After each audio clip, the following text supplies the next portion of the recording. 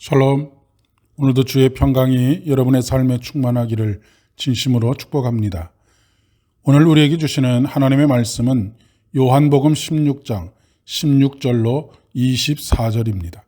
조금 있으면 너희가 나를 보지 못하겠고 또 조금 있으면 나를 보리라 하시니 제자 중에서 서로 말하되 우리에게 말씀하신 바 조금 있으면 나를 보지 못하겠고 또 조금 있으면 나를 보리라 하시며 또 내가 아버지께로 감이라 하신 것이 무슨 말씀이냐 하고 또 말하되 조금 있으면이라 하신 말씀이 무슨 말씀이냐 무엇을 말씀하시는지 알지 못하노라 하거늘 예수께서 그 묻고자 함을 아시고 이르시되 내 말이 조금 있으면 나를 보지 못하겠고 또 조금 있으면 나를 보리라 하므로 너희가 문의하느냐 내가 진실로 진실로 너희에게 이르노니 너희는 곡하고 애통하겠으나 세상은 기뻐하리라.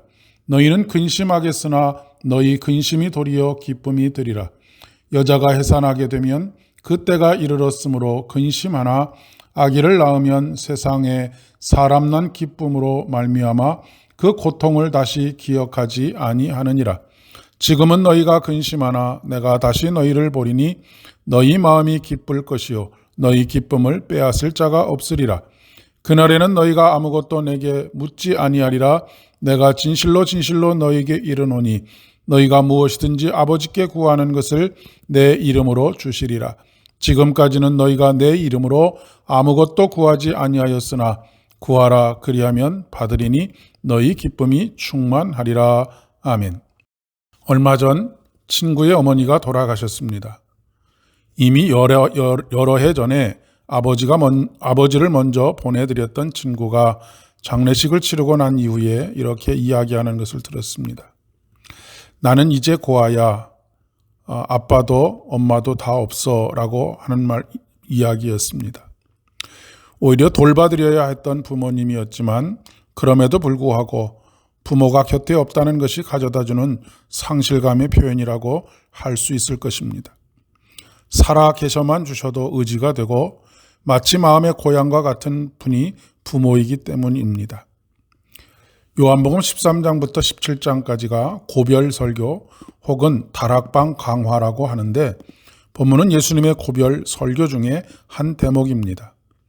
예수님께서 십자가를 짊어지시기 전에 제자들에게 하셨던 마지막 말씀이라는 의미입니다. 오늘 예수님께서는 조금 있으면 너희가 나를 보지 못하겠고 또 조금 있으면 나를 보리라. 도무지 알아들을 수가 없고 종잡을 수가 없는 말씀입니다. 조금 있으면 보지 못하게 되는데 또 조금 있으면 본다는 것이 무슨 의미일까요? 그럴 수밖에 없을 것입니다. 아직 한 번도 경험해보지 못했던 일이기 때문입니다. 조금 있으면 너희가 나를 보지 못하겠고는 십자가의 죽음을 의미합니다. 또 조금 있으면 나를 보리라 말씀하시는 것은 부활하셔서 제자들에게 보이실 뿐만 아니라 부활 승천하신 후에 마가의 다락방에 임하신 성령을 통하여 다시 보게 된다는 것을 의미하는 것입니다. 그러니 너희는 곡하고 애통하겠으나 세상은 기뻐하리라.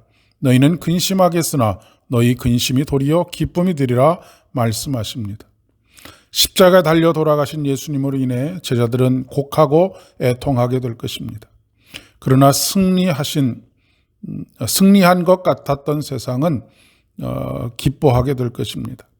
그러나 그것은 길지 않습니다. 그들의 승리는 단 3일에 불과합니다. 그것은 마치 산모가 출산일이 가까울수록 근심하지만 천신만고 끝에 낳은 아이로 인해 그 낳은 고통은 다 잊어버리고 세상을 다 얻은 것과 같은 기쁨과 같을 것이라는 것을 이야기하고 있습니다. 그리고 그 기쁨을 빼앗을 자가 없다고 말씀하십니다.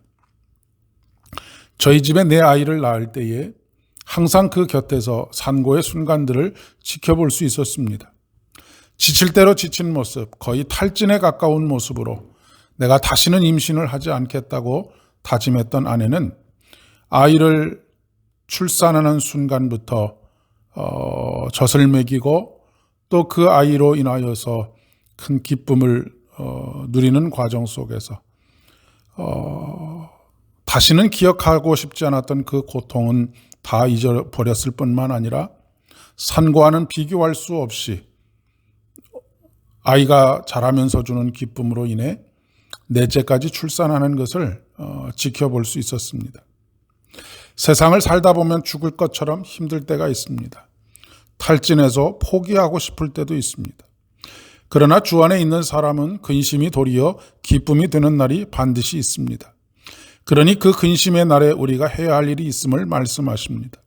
무엇이든지 아버지께 구하는 것입니다. 너희가 무엇이든지 아버지께 구하는 것을 내 이름으로 주시리라. 지금까지는 너희가 내 이름으로 아무것도 구하지 아니하였으나 구하라 그리하면 받으리니 너희 기쁨이 충만하리라. 근심이 도리어 기쁨이 되게 하신다는 약속을 붙잡고 기도하는 것입니다. 내 이름으로 주시리라 말씀하십니다.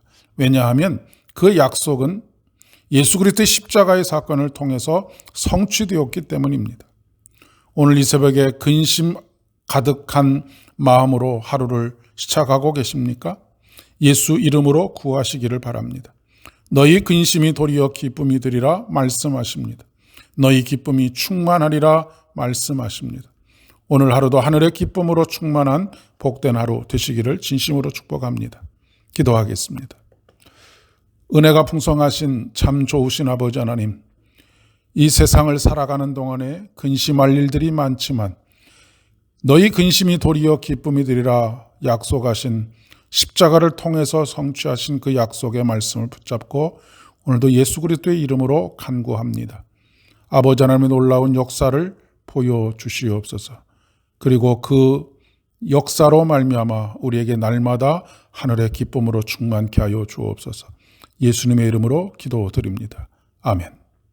오늘도 복된 하루 되시기를 진심으로 축복합니다.